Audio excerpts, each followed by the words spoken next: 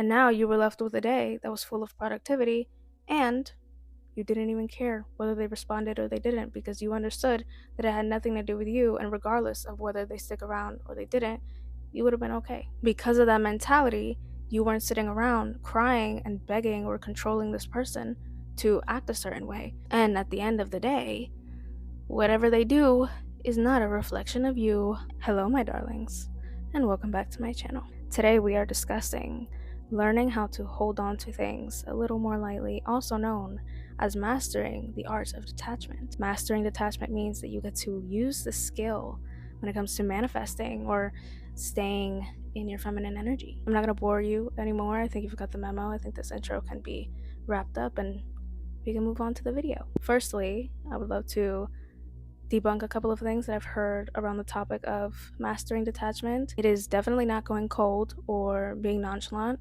or even ghosting people. Yeah, I see that a lot. Detachment is actually just about existing, already being detached. It's about knowing that you aren't entitled to forever. It's understanding that friends, jobs, and partners, they will come and go, and that's okay. Think of detachment as you are literally detached. You are your own person, and anything on the outside, it's not attached to your being. So anything that's not physically attached to you does not belong to you. So therefore, you are detached. So mastering detachment is really just understanding that you aren't entitled to anything. Nothing belongs to you. Nothing should stick around if it doesn't want to. It's like you don't own anybody and nobody owes you anything. You are whole already, and then everything else is just an addition to your life. That's why being selective or having standards really only works when you feel whole within yourself and nothing around you could ever feel like it could complete you, because it can't. It really can't. I don't believe in getting in relationships just to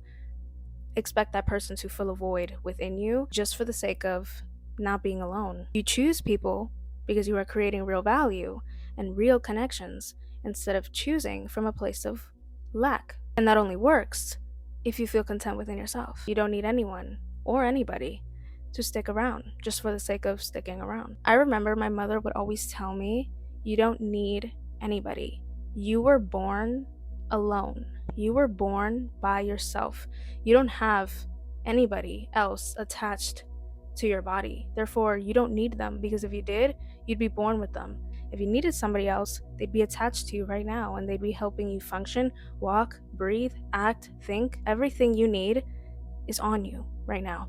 Everything you need is in you. And it's only now that I'm talking about detachment that memory popped up, and now I'm going to be implementing that in my life all over again, because that woman is correct. You also free yourself when you stop trying to control every person, every narrative, every perception, opinion, situation, because you're okay with that person being around, like you are okay with them not being around. It almost doesn't matter what they do. We know it has nothing to do with us or our self-worth or our ability to be loved by others. It has nothing to do with any of that, so it's not personal. Being detached also kind of contradicts the entire idea of being a people pleaser, because if you spent your entire life trying to prove to people how kind you are, how sweet you are, how useful you are, how capable, how smart, how whatever you are, and they still choose to perceive you otherwise, was it really because you lacked to show them those qualities? I don't think so. They either choose to misunderstand you on purpose, or they are viewing you through their own lens, because people don't see you as you are, people see you as they are, through their own opinions, biases, experiences, etc. So if anything that happens on the external has nothing to do with us, why would we need to care? No, really, ask yourself that.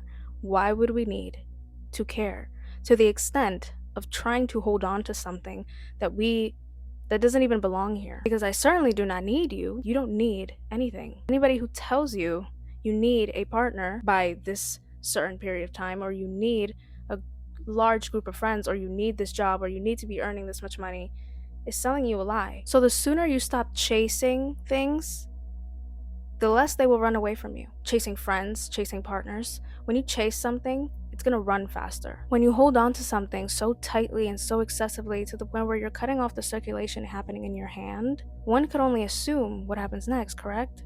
Because when you end up holding something so tightly, you end up breaking it. Think of the let them theory. Let them be wrong about you. Let them say those things about you. Let them do what they want so you could see what they'd rather do. Stop trying to control the outcome. Stop falling for the illusion that you have control over anything. Stop internalizing situations when they happen to you and attaching things to your persona that don't even belong here. You know your standards and you know your boundaries, and those aren't to be moved by anybody on the external. I'm gonna give you two situations and you're gonna tell me which one of them sounds easier. The context being that maybe the person you have been talking to for the last couple months is taking a little longer to respond than usual. Would you send them 5,000 messages, 6,000 voicemails, and 7,000 phone calls, wait for them to pick up, and then give them a list of reasons why they should never do that again in order to be with you? And also get disappointed when they fail to do all of these tasks. And then you start to think internally, well, what's wrong with me? Why don't I deserve this treatment? Why can't I do this, and that?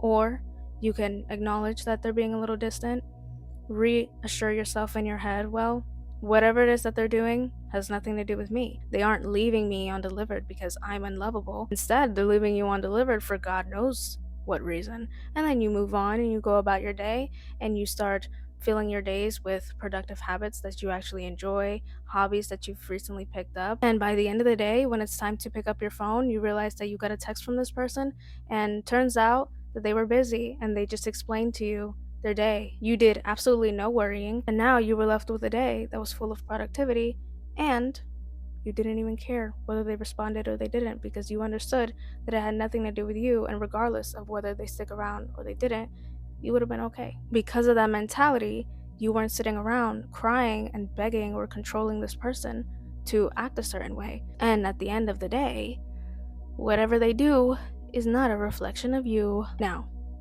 you tell me which one sounds easier. Detachment also helps us do this wonderful thing, which is not taking anything for granted, because forever doesn't even exist. You are enjoying the moment, you are staying present, and you are getting to know this person for who they really are, because you aren't attaching all these unnecessary strings to what you'd rather them be or how they should be behaving, and trying just to control their every move. Think of people as experiences. They don't need to be here if they don't want to. And you know what? You're okay with that. Because whether they stick around or they don't, you will be okay. And just like that, we have made it to the end of the video. I really hope that you guys enjoyed this video as much as I enjoyed making it, and I will happily see you in my next one. Bye bye.